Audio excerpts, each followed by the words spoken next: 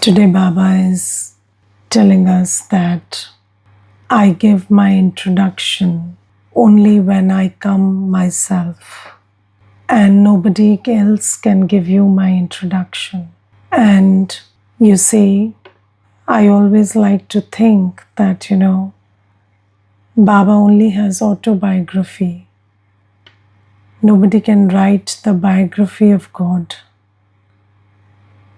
And Baba comes and clarifies who he is, his name, his form, his time of coming, what he does. Everything Baba clarifies. And Baba says that there are so many contradictions in what we have heard before.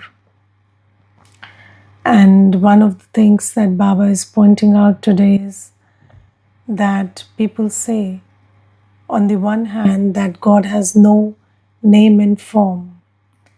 He is beyond name and form. And then they say that Arjuna had a vision in which God was like a very bright light.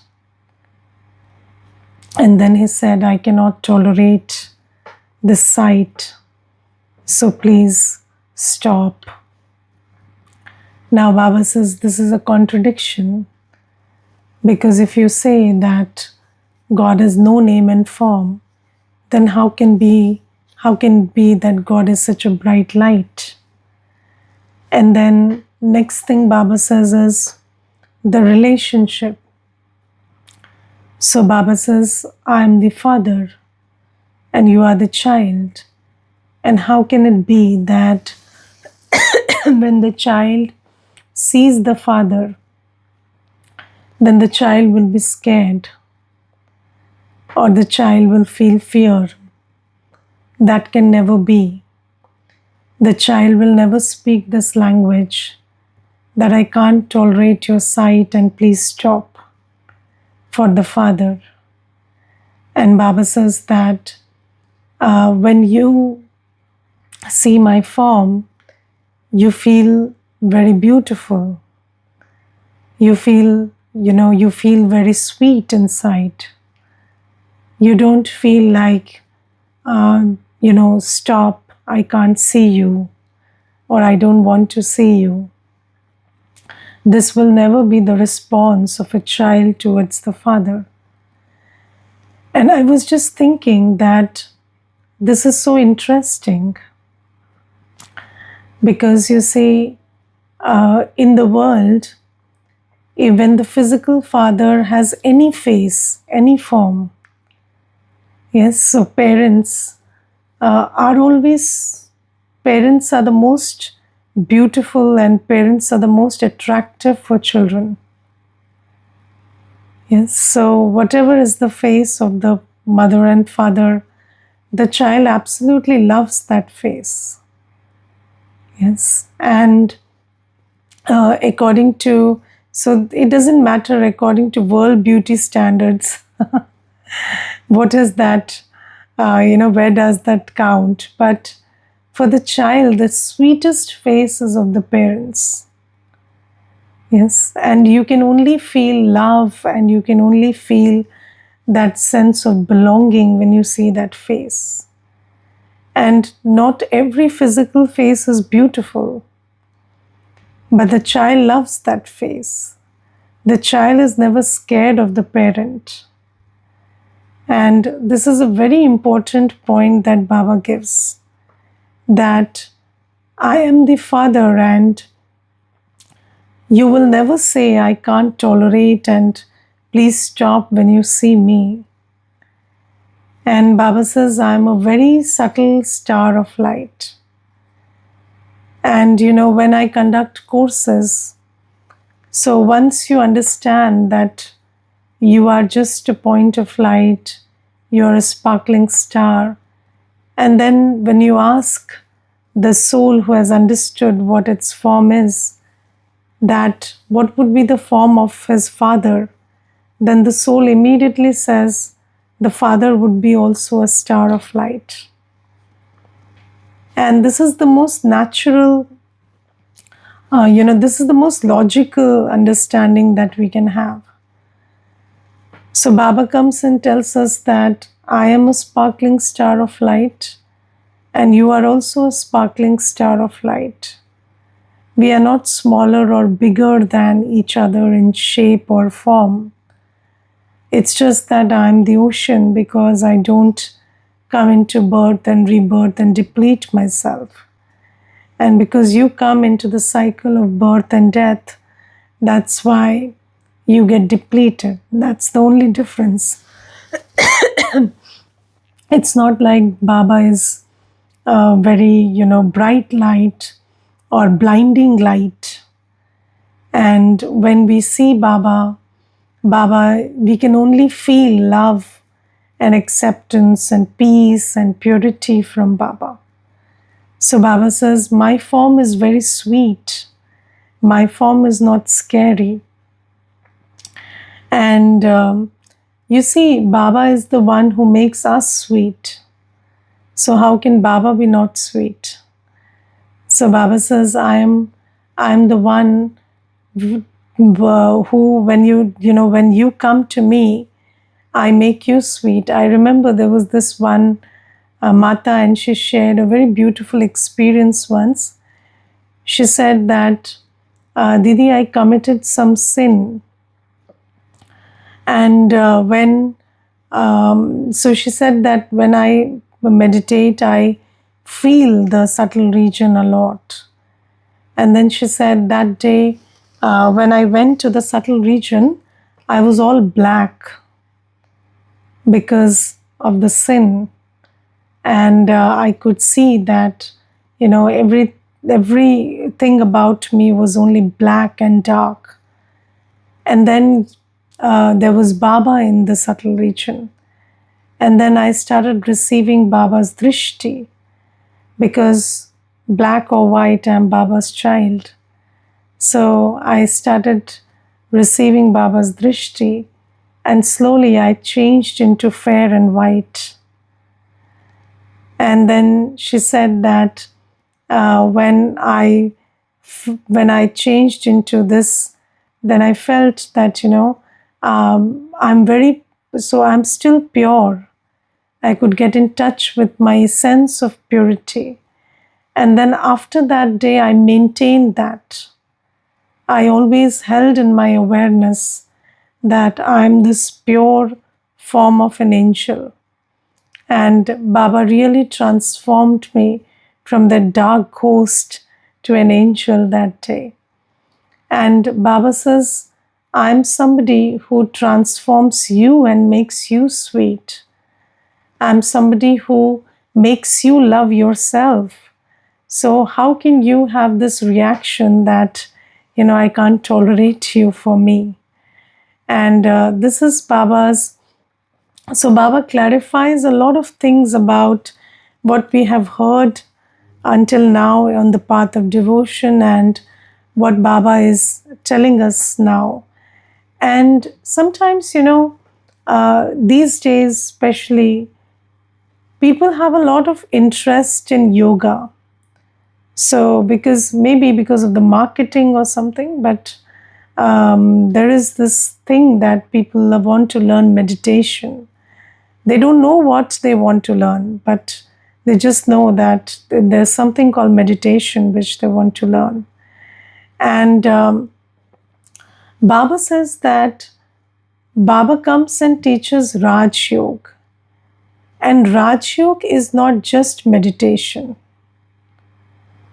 Raj Yoga is 4 things. First is knowledge. Raj Yoga has 4 subjects. So, people think that meditation is some one activity. It's some kind of, physical activity that you have to do. So people are very concerned about. So the moment I have seen that many people who call at the center, when they come for meditation, they bring a mat along. They bring a yoga mat. And they think that there is some physical activity involved. But Baba says that Raj Yoga is about four things. Raj Yoga is not just yoga. Raj Yoga is about first knowledge, then second is remembrance, then third is understanding virtues and vices and imbibing virtues. And then, because we have a lot of misunderstanding about virtues and vices also, we are not able to distinguish between virtues and vices. And then Baba says the fourth subject is seva. So this is Raj Yoga. All of it is called Raj Yoga. Sometimes, after doing the whole course, people say, when will we learn Raj Yoga? So they think that, all this talk about knowledge and, God and the cycle, all of this is not part of yoga. But Baba says that this is all part of Raj Yoga. And that is why the first thing that Baba teaches us is knowledge. And why is knowledge so important? Because knowledge decides your consciousness. Yes, so if you ask me the definition of consciousness is the answer to four questions. Who am I? Who do I belong to? What's my journey? And what's my purpose? These four questions, when they are answered, they create your consciousness. And when they are answered by humans, they create a very low consciousness. Because human beings are in low consciousness. And when you receive these answers from human beings, then what you become is someone with very low consciousness. That is why Baba warns us against Manushyamat, human dictates, because these answers, when they come from low consciousness, they pull you lower. And then Baba comes and answers these questions truthfully. So Baba says, I tell you the truth about who you are. I tell you the truth about who you belong to, the truth about your journey, the truth about, what your purpose is. And when you understand the truth and you align your answers with the truth, then what you have is high consciousness or, soul consciousness. And when you are in soul consciousness, only then can you remember Baba. You cannot remember Baba without being soul conscious. And for being soul conscious, you need the truth.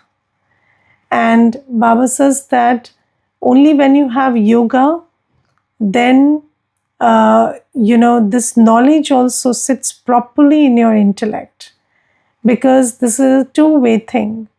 One thing is you need soul consciousness for remembrance, and second is when you remember Baba, then all your sins are burnt and you become more soul conscious. So this is why Baba is today underlining that I come and tell you about who I am, who you are.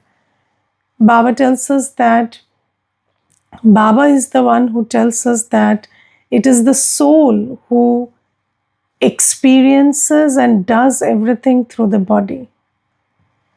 People are very body conscious. They don't know that I am the soul experiencing sorrow and happiness through the body, and I'm the soul doing actions through the body.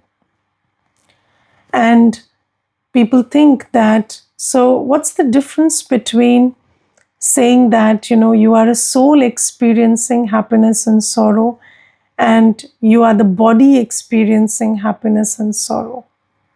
What difference does it make? So the difference is that when you say, I am the soul experiencing happiness and sorrow, then your basis of experiencing happiness and sorrow is your sanskar. And when you say, I am a body experiencing happiness and sorrow, then the basis of your happiness and sorrow is your external world. Because the body is, the body has 5 senses. And then you say, what I heard, what I saw, what I felt, that is what is causing happiness or sorrow.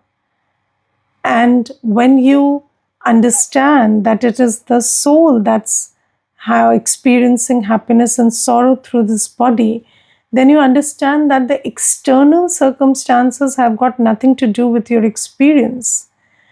It is your sanskars that are like the spectacles you're wearing, like the glasses that you're wearing, and it is the color of your sanskars that dictates the color of your experience. If your sanskars are peaceful, you feel peaceful.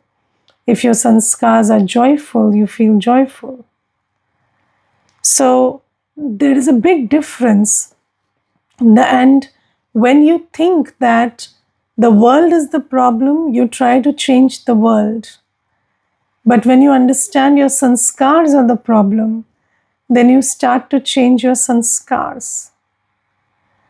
And Baba also tells us that, about the world cycle. So people have told us that we are evolving and, we are doing better and better every day. And Baba says, and, even in the Shastras, they show that even in Satyug, there were Kans and Jarasandh and everything. So they show devils in Satyug. And I remember there was this one Kumar brother who had come and he told me, Didi, why do we want to go to Satyug? At least we don't have devils here. Here at least everybody is human. There, people had big horns and stuff and they were very scary. And so you see, this is what people think, that earlier there were devils and then, there were Mahishasur and this Hiranyakashyap and this and that. But Baba says, no, you lived in a world where there was just happiness, peace, prosperity, and purity. And then you, after taking birth after birth after birth, you've depleted yourself. Now you see, there's a big difference in the consciousness when you believe that you are evolving. Because if you think you're evolving, then you are filled with false ego. And then you're just thinking that I'm doing better, whereas you're just depleting every day. And false ego blinds you so much that you can't even see that we are depleting. Just see, every day there are so many hospitals created and so many schools created. But are we able to ensure health? So we are not working on, the seed of disease. We are working on the cure of disease. And we think that that's the way to do it. And that's why, most diseases these days are chronic. And why are they chronic? Because every disease has a cure, but because the seed is not worked at, then the seed keeps giving rise to the disease, and then that disease is being just managed by medicines. And you have to take a medicine every day because now it's not cure, it's management all the time. Yes, and I saw one brother, he had a bypass and bypass surgery of the heart, and he had a relapse within 1 month.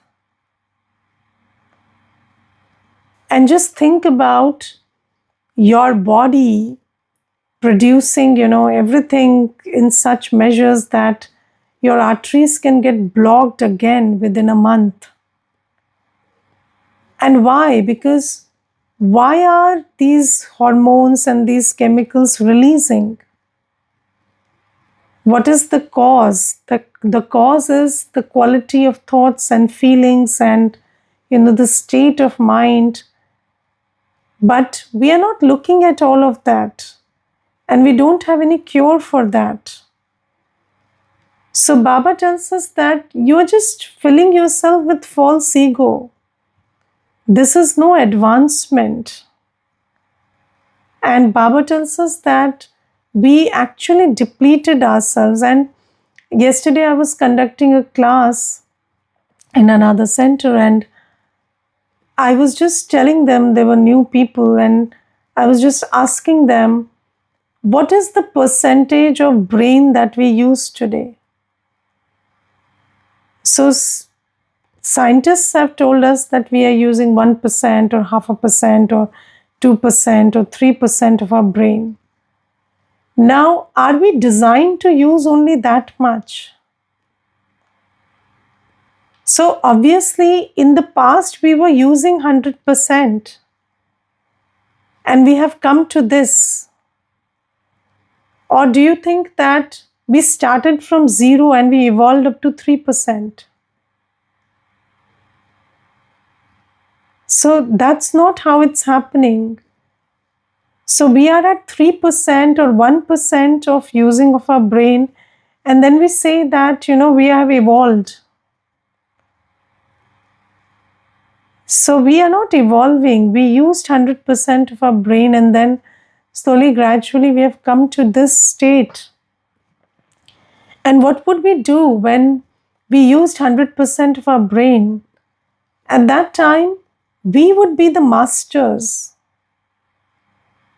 Right now, we are slaves. We are slaves of the machines that we have made. But Baba says that when we were the masters, then nature and this body and this, every machine, it just operated with a thought. So you just gave a signal with a thought. Your thought was so powerful that even the elements of nature received your thought. And you could signal nature with your thought and make it work the way you wanted it to work. And when you are using 100% of your brain, then you wouldn't create anything that's destructive for you or your race. You will only create things of beauty and happiness and, sukh. That was Satyug, and only Baba comes and tells us that. And you see that when we realize that we have depleted ourselves so much, then there is this urge to, go back to being our better self, and you want to work hard. You want to make the effort. And then even if somebody told you that, we are depleting and stuff, the most important knowledge for which Baba today says that it is sung that, the directions of God, the unique directions. So people say that God gives unique directions for salvation. So what are the unique directions that Baba gives? So Baba says, I give you the directions with which you can go back to purity. And that is the most important thing that I tell you. Nobody can tell you how to again purify yourself. And I tell you that you just have to renounce the remembrance of body and bodily world and be soul conscious and remember me. This is the most important direction that Baba gives. And Baba says that this cycle is not very long. It is just 5,000 years back that you were deities. And Baba also clarifies that it is half and half. Baba says in this world, everything is half and half. Half day, half night. Everything is divided equally. And Baba says similarly, the 4 yugas, they are divided equally in 5,000 years. It's not like you think Satyuga was very long and then shorter and shorter. No, that's not the way. So Baba tells us that I come and tell you about myself and about you and your journey. And when you understand your journey, and when you understand yourself, that you are the creator and what was your full potential. Yes, so what was your potential as a deity? Then when you understand that, just practice this one day. Can you hear with your mind? Can you talk with your mind? Without using the ears, can you hear what the other person's thoughts are? And can you just signal the other person with your thoughts? And if you really believed it and practiced it, you can. Because you see, in Satyug we did that. So Baba says that everything that you could do in Satyug, that capacity is there in you now also. Yes, what is Mansa Seva? Mansa Seva is giving a signal, giving a cue with your thoughts. And have you heard in the Murlis, Baba says, can't you hear the prayers of bhakts? So what is Baba talking about? Is Baba talking about hearing from these ears? No, Baba is talking about hearing with your mind. So can't you hear and feel the sorrow of the world around you and have the compassion to liberate them from their sorrow through the power of your powerful and good wishes and good thoughts, good feelings? So Baba says all of this is completely possible for you, but do you remain in that awareness of who you really are and who you're with and what is your full potential all the time? Yes, because for little things, our mouth speaks, I can't do this is difficult. Yes, I remember there was this one Mata and we were traveling by train and she had this upper berth and she said, I cannot climb onto the upper berth. So I said, why can't you? You can. You say I can. So she said, no, I can't. So I said, no, you can. You can do everything. So you say you can. So she said, yes, I can. I am Baba's child. Then, immediately one brother came and he said, you know what, I'll sleep on the upper berth and you sleep in the lower one. So it's, that consciousness is very important. Because if you want to move things around you, then you have to be the master.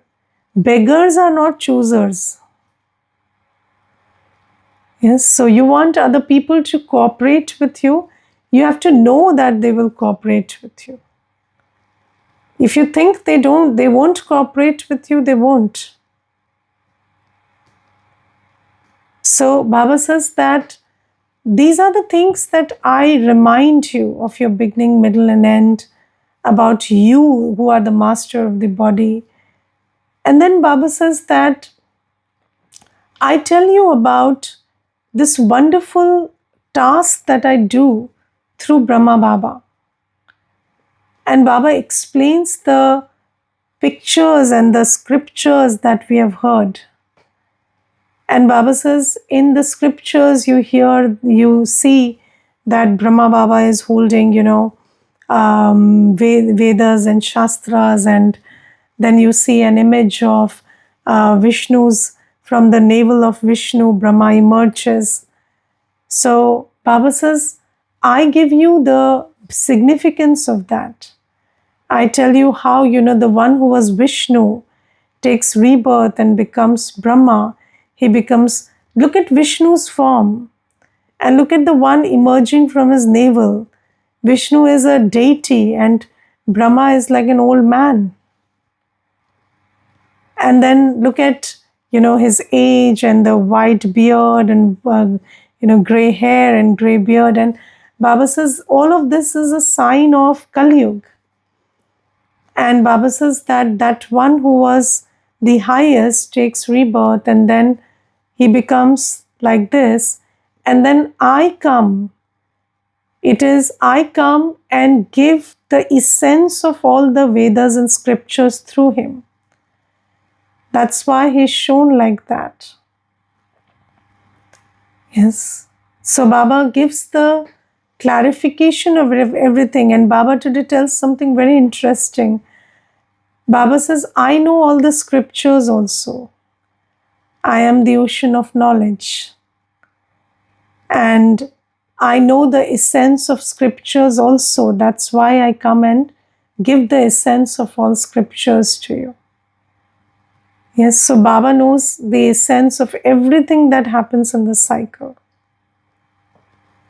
And Baba tells us that when you have yoga with me, Baba says, you are my children. And when you make contact with me, you become like me. So Baba says, I fill your aprons and change you into, once like me. And then Baba uses a very interesting word, variety tree. Yes, so Baba says this Kalp-vriksha is a variety tree. And just think about a tree in which apples and oranges and mangoes and everything grows together. So Baba says this is one human tree. And then, everybody is a part of this tree. And it's such a variety tree that, all the religions, every sect, cult, cultures, everything is a part of this tree. And then you see we belong to one root and we have a single trunk and the seed is the same.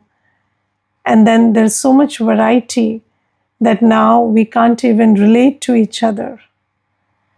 But if we just understood that we are part of the same tree, yes, so have you seen that, if, let's say, not even, so if you look at mangoes, you see, if there are 10 varieties of mangoes, still you would say it's a mango, it's the same family. Although they taste so different and they grow on different trees. And Baba says, just understand the meaning and the significance of this truth that we are all part of the same tree. And we belong to one seed and we have the same roots.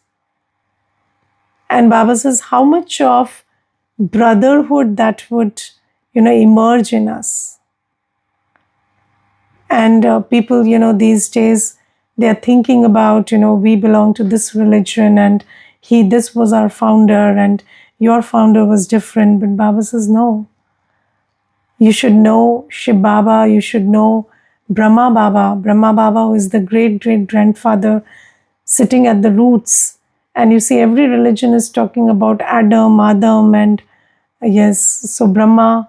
And Baba says, our alaukic father is the same, our parlaukic father is the same, and we are all children of that one father. And this is a variety tree. Okay, Om Shanti. Anybody wants to share anything, please do. Om Shanti. Om Shanti. I did bhakti since childhood in old birth, and I always worshipped Devis and Vishnu. And when I reached, I think, 9th or 10th class, one day I asked my mother, she was cooking in the kitchen, why don't anybody appreciate Brahma?